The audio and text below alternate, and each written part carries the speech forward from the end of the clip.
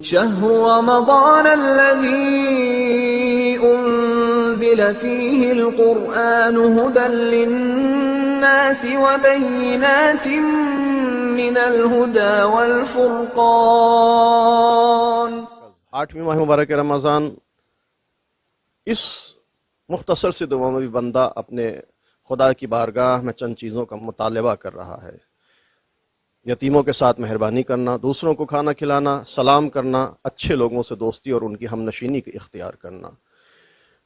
یتیم نوازی، یتیم پروری بذات خود انتہائی اہم اور بہت ہی فضیلت والا کام ہے، لیکن خصوصاً ماہ مبارک رمضان میں اس کی فضیلت دو چندہ ہو جاتی ہے۔ چنانچہ روایت میں آیا ہے، پیغمبر اسلام ارشاد فرماتے ہیں، من اکرم فیہ یتیما اکرمہ اللہ یوم یلقاہ، جو اس ماہ مبارک رمضان میں یتیم پروری کرے گا، یتیم نوازی کرے گا، یتیموں کے ساتھ مہربانی کرے گا، یتیموں کا خیال رکھے گا، تو اس کا نتیجہ کیا ہوگا؟ اکرمہ اللہ یوم یلقاہ، روز قیامت خدا اس کے ساتھ اکرام سے پیش آئے گا، خدا اس کے ساتھ مہربانی کرے گا۔ یتیم نوازی کا نتیجہ خداوند عالم کا لطف و کرم ہے روز قیامت۔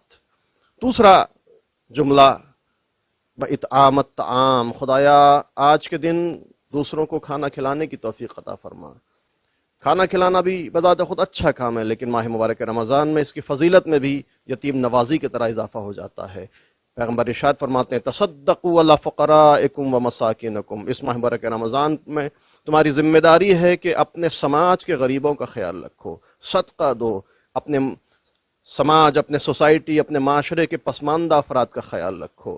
کھانا کھلانا تمام مومنین کے لیے بہترین کام ہے، اچھی عبادت والا کام ہے، لیکن خصوصاً جو غریب ہیں، جو فقراء ہیں، جو مساکین ہیں، ان کو صدقہ دینا، ان کو کھانا کھلانا ماہ مبارک رمضان میں روزہ داروں کی ایک ذمہ داریوں میں سے ایک ذمہ داری ہے، جس کے نتیجے میں انسان کی سانسیں تسبیح، نیند عبادت، عمل مقبول اور دعائیں مستجاب ہوتی ہیں۔ آج کی دعا کا تیسرا جملہ وَإِفْشَاءَ السلام، خدایا سلام کرنے کی توفیق عطا فرما۔ سلام کے متعلق آپ سنتے رہتے ہیں، لیکن ایک انتہائی اہم روایت جس میں سلام کی عظمت اور اہمیت کا اندازہ لگایا جا سکتا ہے، چھٹے امام ارشاد فرماتے ہیں، من بدأ بالکلام قبل السلام فلا تجیبوہ، جو انسان آپ سے گفتگو کرے، آپ سے کلام کرے، لیکن کلام کرنے سے پہلے سلام نہ کرے تو فلا تجیبوہ، اس کی بات کا جواب نہ دو۔ اندازہ لگایا جا سکتا ہے کہ سلام کی کیا اہمیت ہے۔ خدایا آج کے دن ہمیں سلام کرنے کی توفیق عطا فرما۔ آخری جملہ وصحبۃ الکرام، خدایا آج کے دن شریف اور اچھے لوگوں سے دوستی اور ان کی ہم نشینی کی توفیق عطا فرما۔ 5 امام محمد باقر علیہ السلام روایت کرتے ہیں کہ میرے بابا نے مجھ سے نصیحت کی کہ بیٹا 5 طرح کے لوگوں سے ہم نشینی اختیار نہ کرنا۔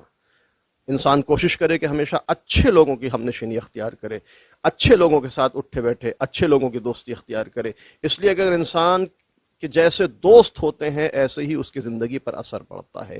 انسان کا دوست انسان کو جنتی بنا دیتا ہے، انسان کا دوست انسان کو جہنمی بنا دیتا ہے۔ لہذا اس ماہ مبارک رمضان میں کوشش ہو کہ اچھے لوگوں سے ہم نشینی ہو، برے لوگوں سے دوری اختیار کرے۔ 5 امام کہتے ہیں کہ میرے بابا نے مجھ سے نصیحت کی کہ بیٹا 5 طرح کے لوگوں سے دوستی نہ کرنا، ان کی ہم نشینی اختیار نہ کرنا۔ پہلا کہا دیکھو، احمق اور بے وقوف سے دوستی نہ کرنا، اس لیے کہ وہ تم کو فائدہ پہنچانا چاہے گا لیکن نقصان پہنچا دے گا۔ دیکھو، قاطع رحم سے دوستی نہ کرنا، جو لوگ اپنے رشتہ داروں سے رابطہ نہیں رکھتے ان سے دوستی نہیں کرنا، چونکہ قرآن نے 3 مقامات پر ایسے لوگوں پر لعنت کی ہے۔ بیٹا تیسرے گروہ، خبردار جھوٹے سے دوستی نہ کرنا، اس لیے کہ وہ تم کو دھوکہ دے گا، قریب کو دور اور دور کو قریب بتائے گا۔ چوتھا دیکھو، بخیل اور کنجوس سے دوستی نہ کرنا، اس لیے کہ یہ بخیل اور کنجوس ہمیشہ تم سے فائدہ اٹھانے کی کوشش کرے گا، تمہیں فائدہ کبھی نہیں پہنچا سکتا۔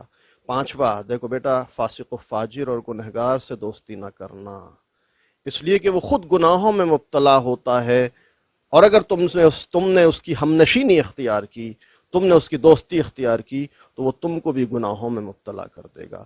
وصحبۃ الکرام، بار الہ آج کے دن توفیق عطا کر کہ ہماری دوستی شریف لوگوں سے ہو، ہماری ہم نشینی نیک افراد کے ساتھ ہو۔ بطولکا یا ملجأ العاملین، اے میرے معبود تو تمام امیدوں کا مرکز ہے، تو سب امیدواروں کی پناہ گاہ۔